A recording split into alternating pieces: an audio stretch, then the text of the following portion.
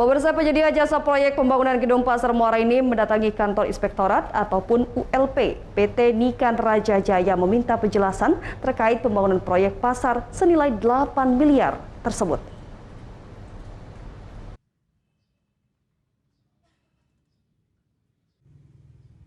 Keberadaan pedagang yang saat ini menempati los sementara di eks bangunan SMK Negeri Muara Enim terus diperhatikan oleh pemerintah. Untuk itu, pedagang yang sempat lapaknya terbakar beberapa waktu lalu akan ditempatkan di gedung di Pasar Muara Enim yang baru.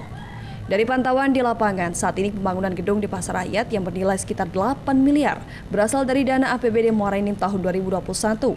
Pembangunan yang dilaksanakan oleh CP Duta Mandiri Perkasa sudah hampir rampung 100%.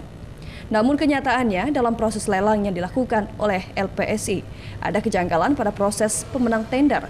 Salah satu peserta tender kemudian melakukan laporan kepada LKPP RI.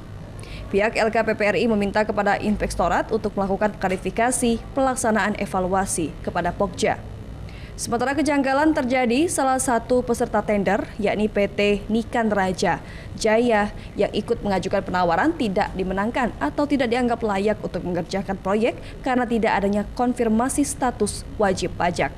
Padahal hal tersebut sudah ada dalam persyaratan pengajuan penawaran. LPSE kemudian mengklarifikasi lagi bahwa perusahaan tidak membeli alat di tempat yang masuk dalam laporan pengajuan penawaran. Untuk itu, perusahaan menanggapi hal yang dilakukan oleh LPSE ini sudah tidak profesional. Mempertanyakan tindak lanjut laporan kita tentang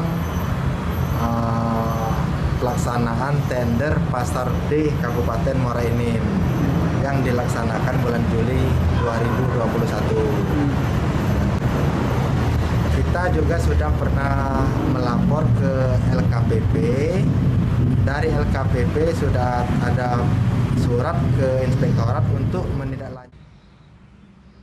Sementara itu, Suherman Syah, Kepala Inspektorat Pemkab Muara Enim mengatakan pihaknya sudah melakukan tindak lanjut berdasarkan surat limpahan dari LKPP RI dengan melaksanakan audit tujuan tertentu. Dan dikatakannya juga semua pertanyaan yang diminta oleh LKPP RI sudah dijawab dan diberikan kesimpulan. Namun terkait hasilnya sendiri, pihak Inspektorat tidak bisa mengumumkannya atau memberikannya kepada publik. Materi-materi pengaduan sudah kami jawab, surat LKPP terkait dengan limpahan pengaduan itu. Itu secara umumnya.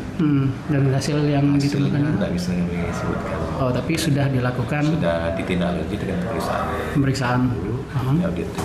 Audit tujuan tertentu. Audit tujuan tertentu ya. Berarti sudah ada tindakan dari. Lanjut. Dari Muara Enim, Edwin Syah Satria, iNews melaporkan.